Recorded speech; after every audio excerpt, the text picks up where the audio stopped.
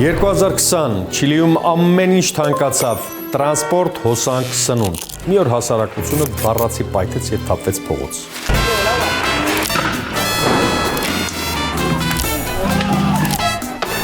Առիթը մետրոյի ուղևորը 30 պեսոյով,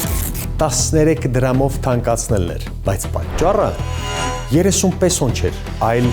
30 տարի։ In 1970, socialist politician Salvador Allende won election as president of Chile. Ցույցեր, բախումներ, հրդեհներ, մի խոսքով քաոս, բայց հետո եկավ ամենակարևոր պահը՝ հանրաքվեն, որին մասնակցեց բնակչության 78%-ը։ 78% փողոցային էներգիան մտավ ընտրատեղամաս, փոխեց խաղի կանոններն ու քվեն դարձրեց քաղաքական ազդեցություն։ Համակարգերը չեն փոխվում, երբ մարդիկ միայն բողոքում են, դրանք փոխվում են, երբ մարդիկ իրենց սկսում են հաշվել, իրենց ձայները, մեծամասնության ձայները։ Դու այս երկրի տերն ես, ոչ թե դիտորդը։ Արի, քարը փեշից թափի 15 րոպե հատկացրու գնանք ընտրատեղամաս։ Լայքը,